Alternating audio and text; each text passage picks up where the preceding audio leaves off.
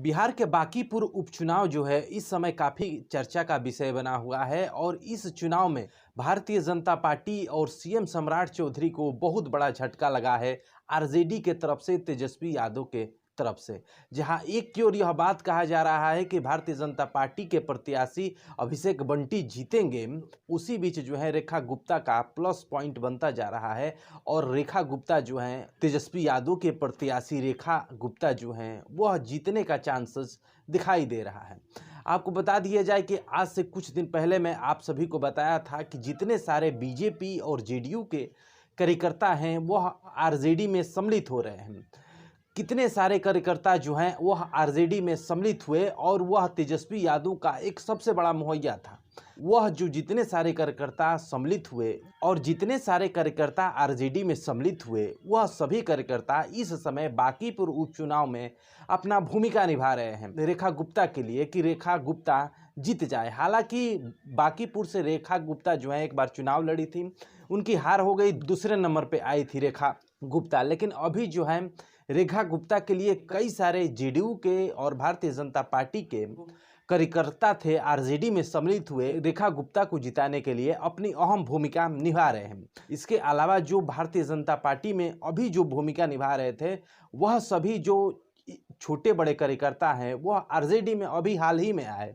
आपको बता दिया जाए कि बीजेपी प्रदेश संयोजक राकेश यादव ने हाल ही में आरजेडी ज्वाइन करके उन्होंने यह बात कहा कि तेजस्वी यादव की विचारधारा और लालू प्रसाद यादव की विचारधारा जो है काफ़ी अच्छी है और वह जो है आरजेडी ज्वाइन की है और यह बात कहे कि हम रेखा गुप्ता के लिए अपनी अहम भूमिका निभाएंगे और बांकीपुर में रेखा यादव की जीत हो रही है। यह राकेश यादव हैं जो कि भारतीय जनता पार्टी में रह चुके हैं और भारतीय जनता पार्टी में कार्यकर्ता थे अहम, वह अभी जो है आरजेडी में सम्मिलित हुए। पटना के जिला अध्यक्ष ने राकेश यादव को सम्मिलित करवाया आरजेडी में।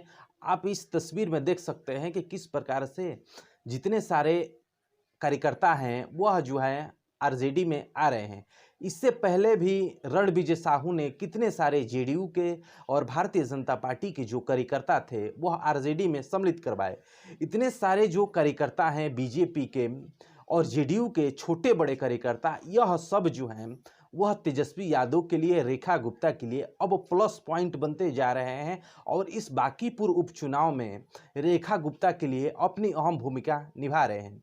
इससे यह साफ दिख रहा है कि जो बीजेपी के, जेडीयू के जो छोटे बड़े कार्यकर्ता थे, जिस प्रकार से पिछले समय आरजेडी में सम्मिलित हुए और अब जो है बीजेपी के कार्यकर्ता आरजेडी में सम्मिलित होकर रेखा गुप्ता के लिए अपनी यह बात रख रहे हैं कि हम जो है रेखा गुप्ता को बांकीपुर उपचुनाव में जिताएंगे। यह सबसे बड़ी तेजस्वी यादव के लिए और रेखा गुप्ता के लिए प्लस पॉइंट बनती जा रही है। आरजेडी के कोई भी कार्यकर्ता ऐसा नहीं है जो बीजेपी को इस समय दामन थामे, लेकिन इस कठिन घड़ी में बीजेपी के राकेश यादव जो हैं वह आरजेडी का दामन थाम कर यह अपनी बात रख रहे हैं कि हम बांकीपुर से रेखा गुप्ता को जिताएंगे। यह सबसे बड़ी बात है। हालांकि रेखा गुप्ता ने भी इन चीज़ों पे अपना बयान दिया है। बस हम लोग जीत कर आ रहे हैं। राष्ट्रीय जनता दल महागठबंधन इस बार जीत कर आ रही है और जनता परिवर्तन चाह रही है और इस बार परिवर्तन होकर रहेगा। जिस तरीके से बीजेपी की तरफ से दावा ये किया जा रहा है कि काम किया है हम लोगों ने और काम के नाम पे ही वोट मांगेंगे, कोई काम नहीं किया है। आप गलियों में घूमिए, आप सड़कों के हाल देखिए, आप नलियों की हालत देखिए, आप महिला सुरक्षा को देखिए, आप सूखा नशा को देखिए, आप ये भी नीट हत्या हुआ, जो छात्रा का पेपर लीक हुआ, अभी डाकबंगला के चौराहे पर खुलेआम नवयुवकों को, विद्यार्थियों को पीटा जाता है।